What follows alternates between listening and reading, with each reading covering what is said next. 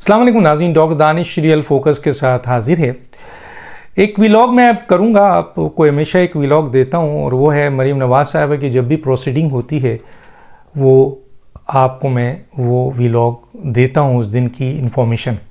यकीनन आपको इल्म हो गया होगा और मैंने ये पहले भी कहा था आपसे कि कानूनी तौर पर तो मरीम नवाज़ बाइज़्ज़त बरी हो चुकी हैं, लेकिन अदालती फ़ैसले का इंतज़ार है।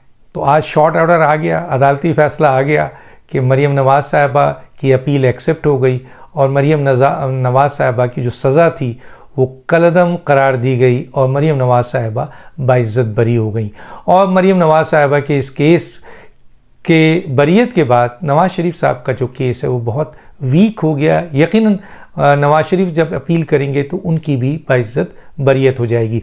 यहाँ तक ये बात रोकूंगा और आप रेगुलर मेरा व्लॉग अगर देखें, काफ़ी अरसे से मैं इस केस को लेके चल रहा हूँ और तमाम अहम कानूनी नुकात मैंने आपके साथ शेयर किया है और वही कानूनी नुकात आपने अदालतों में सुना है। बहरहाल वो फ़ैसला आ गया, वो दिन आ गया और ये नवाज़ शरीफ फैमिली के लिए बहुत बड़ा दिन है कि आज अल्लाह ताला ने उनको सुरखरू किया और वो उस केस से जिन पे उनको सज़ा हुई थी नायब अदालत से, उनको बाइज़्ज़त बरी कर दिया गया। इसके ऊपर मैं व्लॉग करूंगा, लेकिन आज मैं अभी जो व्लॉग करने जा रहा हूं वो है इमरान खान साहब की और आज़म खान साहब की जो गुफ्तगू है उसको, और जो आपके वज़ीर आज़म हाउस से जो ऑडियो लीक्स हो रही हैं उसके ऊपर कौमी सलामती जो कमेटी है जिसमें पाकिस्तान के अहम तरीन आर्म फोर्सेस के सरबराह मौजूद होते हैं, DGI मौजूद होता है और हुकूमत मौजूद होती है।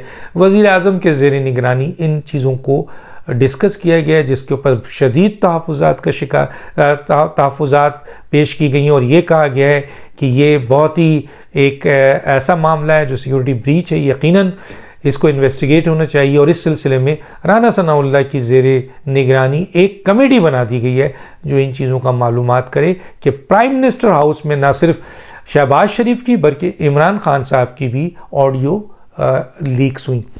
शहबाज शरीफ की ऑडियो की और जो तौक़ीद है उनका तो मैं बता चुका था, लेकिन जो सबसे इम्पोर्टेंट बात है वो ये है कि इमरान खान की इस लीक से पाकिस्तान के ऊपर बड़ा एहसान हुआ है। एक लिहाज से ये पाकिस्तानी कौम पे एहसान हुआ है कि इमरान खान साहब और आज़म खान जिस तरीके से इस लीक्स को, यानी इस साइफ़र को अपने मज़मूम मकासद के लिए इस्तेमाल कर रहे थे, वो मज़मूम मकासद इस लीक्स ने उसका भांडा फोड़ दिया। और जो साजिश वो कर रहे थे ये दोनों मिलकर पाकिस्तान के ख़िलाफ़, और इससे क्या क्या नुकसान है ये मैं पहले बता चुका था। आज मैं ये आपको बताना चाहता हूँ कि इमरान खान साहब ने अपनी नाअहलियत, अपनी बैड गवर्नेंस, अपनी एरोगेंट, अपनी तकब्बुर, अपनी अकड़, अपने झूठ, अपनी इनकॉम्पिटेंसी की बुनियाद पर जो 3.5 साल गुजारा जिससे मुल्क तबाही की तरफ चला गया, उसको कवर करने के लिए जो उन्होंने साइफ़र का पूरा साजिश रचाया था और किसी हद तक वो कामयाब हो गए थे और लोग यकीन करने लगे थे कि शायद ऐसी कोई सूरत हाल है। इसके बावजूद कि नेशनल सिक्योरिटी काउंसिल ने 2 दफ़ा इसको रिग्रेट किया कि ऐसी कोई चीज़ नहीं है, लेकिन फिर भी इसको डिस्कस किया गया। इमरान खान मुसलसल आज तक इस साइफ़र को और इस चीज़ को लेकर, आपको पता है कि इन्होंने असम्बली भी तोड़ी, इसी बुनियाद पे तोड़ी थी। गद्दार कहा लोगों को, इसी बुनियाद पे गद्दार कहा, मेंबर को गद्दार कहा, लीडर्स को गद्दार कहा, इसी बुनियाद पे कहा। और इसके साथ साथ कौम को उन्होंने अमेरिका के ख़िलाफ़ नफ़रत पैदा करवाई। कौम एक कौम के अंदर एक ग्रुप ने अमेरिका के ख़िलाफ़ जो है वो नारे लगाए और एक पाकिस्तानी कौम में एक ग्रुप में उन्होंने एक ऐसे मुल्क के ख़िलाफ़ जिसका कोई रोल नहीं था ये इस साइफ़र के ज़रिए इस साजिश में, और उसको इन्वॉल्व करके इन्होंने अपने मकासद हासिल करने की लिए कोशिश की गई और एक ग्रुप उस पर राज़ी भी हुआ। और इस तरीके से आज तक, अभी आपने देखा होगा गवर्नमेंट कॉलेज ऑफ लाहौर में भी उन्होंने पॉइजन्स किया इसी साइफ़र को और इसी साजिश को सामने रखकर कि अमेरिका जो है वो साजिश कर रहा है। और उनका ये कहना था कि जाहिर है अमेरिका डायरेक्ट तो नहीं करेगा, यहाँ के इदारे उनके साथ हैं, और ख़ास तौर पे उनका इशारा फ़ौज की तरफ था। चुनांचे आपने देखा गवर्नमेंट कॉलेज ऑफ लाहौर में फ़ौज के ख़िलाफ़, मतलब आज तक किसी पाकिस्तान के इंस्टीट्यूशंस में कॉलेज इंस्टीट्यूशन में, स्कूल इंस्टीट्यूशन में, जामियात में कभी फ़ौज के ख़िलाफ़ नारे नहीं लगे। हाँ लगे हैं अमेरिका के ख़िलाफ़, लेकिन फ़ौज के ख़िलाफ़ कोई नहीं लगे। पहली दफ़ा इमरान ख़ान ने गवर्नमेंट कॉलेज ऑफ लाहौर में ये नारे लगवाए, तलबा के जहन को पॉइजन्स किया, अमेरिका के ख़िलाफ़ भी नारे लगे और फ़ौज के ख़िलाफ़ भी लगे। और उसकी वजह उन्होंने बताई कि मेरे ख़िलाफ़, मेरे हुकूमत के ख़िलाफ़ अमेरिका ने साजिश की और इस साजिश में ये सारे पॉलिटिशियन शामिल हैं, ये गद्दार है और इसके साथ फ़ौज भी खड़ी है जिन्होंने मेरे ख़िलाफ़ साजिश की है। चुनांचे ये सारी चीज़ें इस साइफ़र की बदौलत की, और इस साइफ़र की हकीकत अब एक आम आदमी के सामने भी आ चुकी है। बिल्कुल ये इस बात का हमें यकीन है कि ना इमरान ख़ान साहब इसको सीरियस लेंगे और ना उनके वो यूथियाज़ जो ग्रुप है, क्योंकि उन लोगों के जहन इन चीज़ों के अंदर बंद हो चुके हैं। कहीं भी अब उस रोशनी का कहीं इंडिकेशंस नहीं आ सकती। कहते हैं ना कि अब ये वो कहते हैं इस्लाह से बाहर हो गए। अल्लाह ताला जब किसी शख्स पर कोई अजाब उतारता है या कोई शख्स को नुकसान पहुंचता है तो वो उस गुमराही में इतना आगे चला होता है कि फिर उस शख्स की इस्लाह नामुमकिन होती है। तो यूथियाज़ का ये ग्रुप अब उस जगह पहुंच गया है कि अगर इमरान ख़ान नाउज़ुबिल्लाह कुछ भी कहें, जो कह रहे हैं, वो अपने आप को नबी भी शो करते हैं, खुदा भी बना देते हैं, पता नहीं क्या कुछ नहीं कहते हैं, तौहीन करते हैं, तौहीन मज़हब करते हैं, तौहीन अल्लाह करते हैं, तौहीन नबी करते हैं, तौहीन रसूल अकरम सल्लल्लाहु अलैहि वसल्लम करते हैं। और उनके पैरोकार या उनके ये यूथियाज़ उनकी बात को सोचने के बजाय कि ये शख्स क्या बक रहा है, क्या कुफ्र बक रहा है, वो कहते हैं सब सही है। तो उनको अब इस्लाह ऐसे लोगों की नहीं हो सकती। और हमने ये पढ़ा है कि अल्लाह ताला उनको और भी गुमराह कर देता है। तो ऐसे लोग एक ग्रुप बहुत है। तो वो शायद इस इतनी बड़ी जो आपकी ऑडियो लीक्स हुई है, जिसमें इतनी बड़ी साजिश इमरान ख़ान और आज़म ख़ान मिल के कर रहे थे, उसकी बुनियाद पर अब आम आदमी, आम वर्कर जो थोड़ा भी सोचने समझने की सलाहियत रखता है, ग़ुलामी के हद तक नहीं, वो शख्स ज़रूर ये सोच रहा है कि इमरान ख़ान साहब कितने बड़े झूठे हैं, कितना बड़ा धोखा दिया है कौम को और मुल्क को किस नहज पे ले गए कि सिफारती ताल्लुकात भी तबाह किया, वो भी वो भी एक नाजायज़ तरीके से आपके एक सुपर पावर के ख़िलाफ़, और जो सुपर पावर के नीचे इस वक्त पाकिस्तान सरवाइव कर रहा है अपने FATF पे भी और आपके मईशत पे भी IMF के ज़रिए। तो इन्होंने ये नहीं सब सोचा, सिर्फ अपनी ज़ात सोची और फिर उन्होंने पार्लियामेंट तक को जो है वो अनकॉन्स्टिट्यूशनल ब्रेक किया। तो कहने का मतलब ये है कि इस वक्त इमरान ख़ान साहब ने जो ये खेल खेला था साइबर का, ये ख़त्म हो चुका है।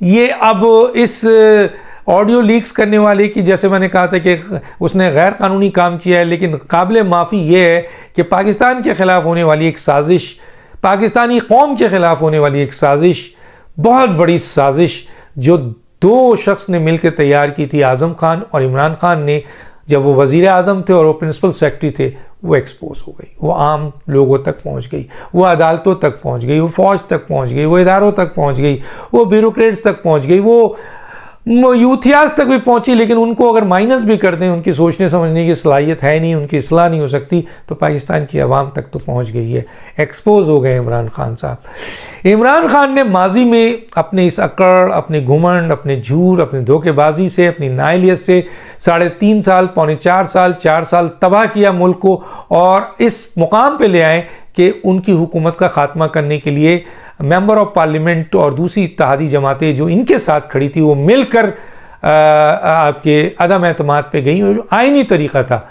और इमरान ख़ान साहब ने उस आइनी तरीक़े के बुनियाद पर इनकी हुकूमत जो ख़त्म हुई थी, उसको इस साइफ़र का सहारा लेके बैन-अक़वामी साजिश का जो बहुत बड़ी एक मुहिम और एक बयानिया रचाया था, वो बीच चौराहे पे इस ऑडियो लीक्स ने फोड़ दी है। अब इस सिलसिले में पाकिस्तान को यकीनन बहुत बड़ा नुकसान पहुंचा है, पहले भी और अब भी। और इन्हीं बातों की बुनियाद पर इससे पहले जो उनकी नाअहली थी, झूठ था, और उन्होंने जिस तरह इस हुकूमत को चलाया था, उसकी बुनियाद पर तो इनकी हुकूमत गई थी। और मुसलसल फिर ये जाने के बाद जो फ़ौज को, इदारों को, अदलिया को, इवन कि जो भी इनका मुखालिफ था, एक लिहाज से जो सही मायनों में इनको सही बात बताता था, वो उनका मुखालिफ होता था, उन तमाम को उन्होंने निशाना बनाया, इलेक्शन कमीशन को भी, फ़ौज के सरबराह को भी, और ऐसे बयानियाँ दे कि इनकी हुकूमत तो चली गई, इनकी गलत पॉलिसीज़ इक़दामात की वजह से इनकी सियासत भी ख़राबी की तरफ जा रही थी, तबाही की तरफ जा रही थी। और इस ऑडियो लीक्स ने इनको मुकम्मल तौर पर पाकिस्तान की सियासत से अब आउट कर दिया है। अब कोई माने या ना माने, ये बात अब तय है। जो बहुत अहम तरीन ज़राए कहते हैं कि इमरान खान साहब की सियासत अब ख़त्म हो चुकी है। हालांकि 5 तलवार भी है, फॉरेन फंडिंग केस भी है, जिसके ज़रिए अभी वार होगा, फैसले आएंगे, तो फैसला मेरिट पे हुआ तो इमरान खान की सियासत भी ख़त्म हो रही है और इनकी शख्सियत भी गिरफ्त में आ रही है। लेकिन इस ऑडियो लीक्स ने इमरान खान की सियासत का रास्ता मुकम्मल तौर पर बंद कर दिया है। अब अहम तरीन लोगों के कि इमरान खान साहब पाकिस्तान के पब्लिक पोस्ट होल्डर को कभी पोस्ट नहीं कर सकते, क्योंकि एक ऐसा शख्स जिसने वज़ीर आज़म में बैठकर मुल्क व कौम के ख़िलाफ़ इतनी बड़ी साजिश की हो, क्या उसको दोबारा पब्लिक पोस्ट होल्ड करने की इजाज़त दी जाएगी? क्या उसे वज़ीर आज़म बनने की इजाज़त दी जाएगी? तो इसका जवाब होगा एब्सोल्युटली नॉट। कोई भी शख्स इसके लिए राज़ी नहीं होगा। अब आती है बात कि यहाँ तो उनकी सियासत अब दम तोड़ चुकी है और अब ये केसेस हैं जो उनके ख़िलाफ़ खुलने हैं। इमरान खान साहब अब इस मुल्क में कोई पब्लिक पोस्ट होल्ड नहीं कर सकेंगे। हाँ, पीटीआई अगर सरवाइव करती है तो पीटीआई का कोई आदमी जीत सकता है, वज़ीर आज़म बन सकता है, आ सकता है, कोई भी आ सकता है। लेकिन इमरान खान इस अमल के बाद पाकिस्तान की सियासत से मुकम्मल तौर पर आउट हो चुके हैं। तो दानिश को याद दीजिए। अल्लाह हाफ़िज़।